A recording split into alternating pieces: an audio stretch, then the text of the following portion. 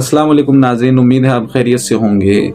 گفتگو چل رہی ہے کہ بات کس طریقے سے کی جائے، اپنا پیغام کس طریقے سے پہنچایا جائے۔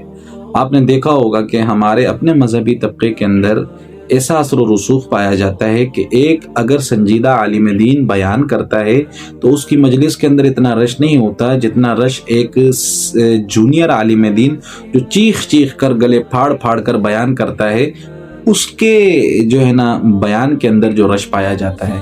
وجہ یہ ہے کہ ہماری مذہبی طبقے کی ترجیحات بھی اتنی کہ غیر معقول ہو چکی ہیں کہ وہ چیخ و پکار کو سننا زیادہ پسند کرتے ہیں بمقابلہ اس کے کہ سنجیدہ علماء کی مؤثر گفتگو کو سنایا جائے۔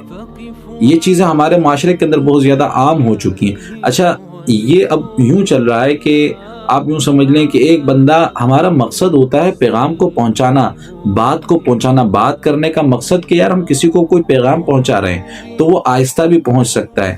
چیخ چیخ کر جب ہم پیغام پہنچاتے ہیں، نہ ہمیں پتا ہوتا ہے ہم کیا کہہ رہے ہیں اور نہ سامنے والے سننے والے کو پتا ہوتا ہے کہ کہنے والا کیا کہنا چاہ رہا ہے۔ صرف اور صرف اس پورے سینیریو کے اندر، اس پوری حیت کے اندر، اس پوری نوعیت کے اندر ہمیں صرف شور اور شور سنائی دیتا ہے۔ لہذا اگر بات یا پیغام پہنچانا مقصود ہے تو وہ بات آرام سے بھی کی جا سکتی ہے، وہ بات محبت سے، طریقے سے کی جا سکتی ہے، ایک ٹھہراؤ کے ساتھ، ایک ردھم کے ساتھ، ایک ترتیب کے ساتھ اگر بات کو پہنچایا جائے تو وہ بات بھی مؤثر ہوتی ہے۔ بہت بڑے بڑے ایسے مقررین گزرے ہیں جن کا اپنا ایک انداز خطابت تھا، ٹھیک ہے، وہ بات کو اس طریقے سے پہنچایا کرتے تھے کہ بات سمجھ آتی تھی، روانگی کے ساتھ، تیز رفتار کے ساتھ بھی بعض لوگ بات کرتے ہیں مگر ان کی بات کے اندر ایک ٹھہراؤ، ایک سنجیدگی اور ایک تاثر ہوتا ہے جو عوام تک پہنچتا ہے، عوام تک منتقل ہوتا ہے۔ مگر بعض مقررین اس قدر گلا پھاڑتے ہیں کہ نہ خود کو پتا ہوتا ہے کہ ہم کیا کہہ رہے ہیں اور نہ ہی سننے والے کو پتا چلتا ہے کہ کہنے والا کیا کہنا چاہ رہا ہے۔ تو یہاں پر عوام کا اور مقرر کا کنیکشن صرف اور صرف شور پر مبنی ہوتا ہے، مقصد پر مبنی نہیں ہوتا۔ کہنے کا مقصد یہ ہے کہ آپ دیکھ لیں، آپ کسی بھی مکتبہ فکر کی سنجیدہ شخصیات کو اٹھا کر دیکھ لیں۔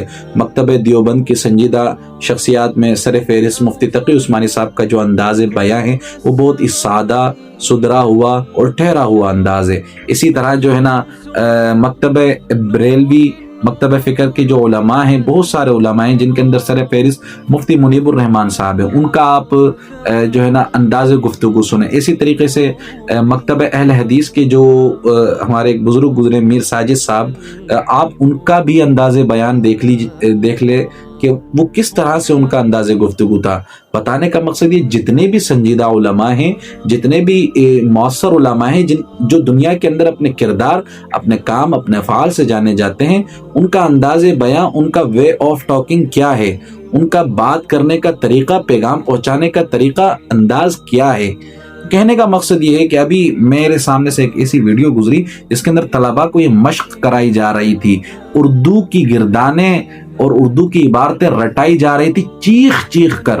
یقین جانے صرف شور سنائی آ رہا تھا، بات وہ کیا کر رہے تھے وہ بالکل بھی سمجھ نہیں آ رہی تھی۔ تو ایسے نوجوانوں کو کہ تیار نہ کیا جائے، نوجوانوں کو ایک نظریہ دیا جائے، ایک فکر دی جائے، ایک سوچ دی جائے جس کے تحت وہ فکر، وہ نظریہ آگے نسلوں تک منتقل ہو۔ اگر آپ نوجوانوں کو شور سکھائیں گے تو آگے شور ہی نے منتقل ہونا ہے، کسی فکر یا کسی نظریے نے منتقل نہیں ہونا۔ کہنے کا مقصد یہ ہے کہ اپنے آپ کو اور اپنے آنے والی نسلوں کو نظریہ دیں، فکر دیں، افکار دیں، علماء اور اکابر کی نصیحتیں دیں اور ان کا انداز اور ان کا مزاج دیں، شور شرابہ نہ دیں۔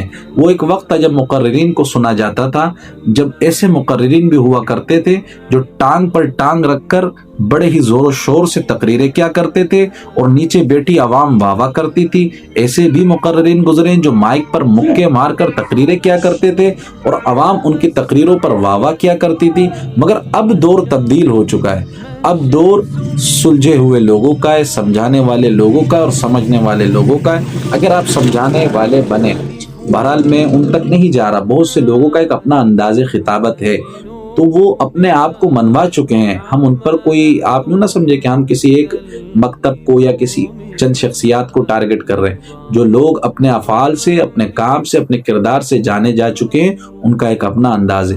مگر نئے لوگ جو آ رہے ہیں وہ اپنے انداز گفتگو کو درست رکھیں، اور جو علماء کا، جو اکابر کا، جو ہمارے بڑوں کا مزاج ہے، اس مزاج کو جو ہے نا اپنے مزاج کے اندر مبدل کریں.